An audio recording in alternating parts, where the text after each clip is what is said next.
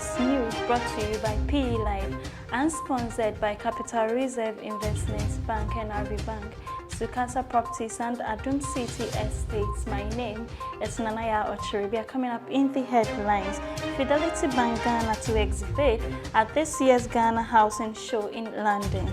The Minister of Works and Housing calls on Sukasa Properties to expand its affordable luxury apartments outside Accra.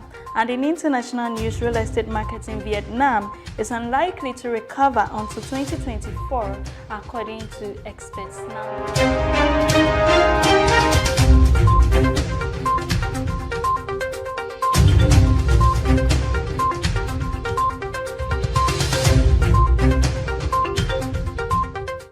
The news in details. Fidelity Bank Ghana to exhibit at this year's Ghana Housing Show in London.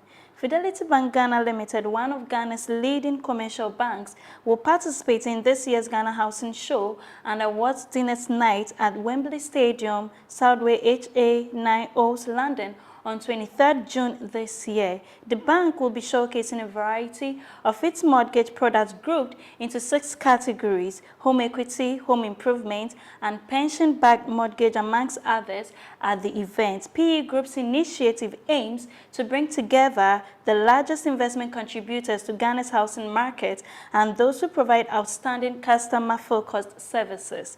The show would also bring together developers, contractors, professional brokers, mortgages, and more. The first edition of the exhibition was held in the UK at Ghana's Embassy in the UK in partnership with Ghana's Ministry of Works and Housing and the State Housing Company in the UK. The PE Group anticipates a huge turnout of patrons at this year's event. Moving on, the Minister of Works and Housing calls on Sukasa Properties to expand its affordable luxury apartments outside Accra.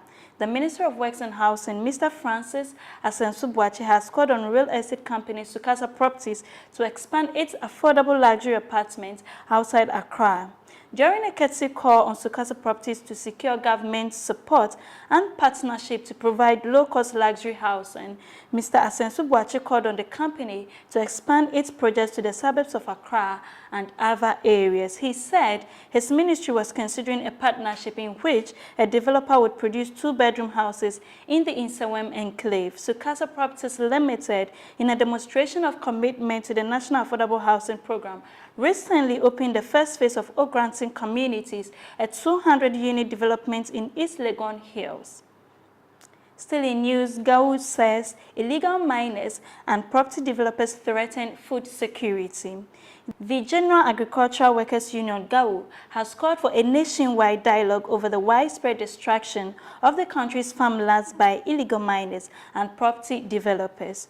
Trade unions said vast agricultural lands and water bodies in the mining areas were destroyed by illegal mining activities and fertile land developed into settlements. In an interview with the Ghana News Agency, GAU Executive Director Edward Kariwe said the country must be concerned about development, saying that failure to address the issue could quickly have disastrous consequences for food security. He said the speed at which agricultural land is being developed into settlements poses a threat to access to land for agricultural purposes in the future. Please stay with us as we go for a short break. We'll be right back.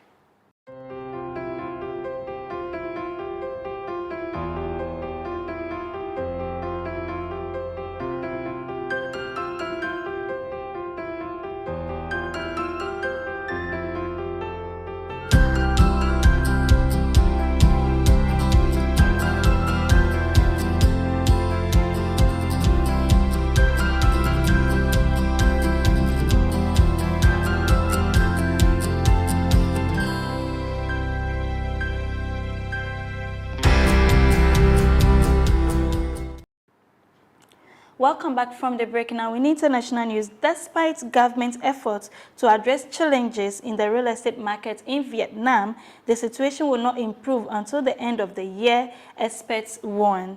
Speaking at a forum last Friday, President of the Vietnam Construction Contractors Association said the market still faces persistent obstacles such as capital shortages, credit crunch, legal bottlenecks, and bond delays. He said the government's recent decision, which aims to reduce tensions in the corporate bond market, is not effective enough to restore investor confidence.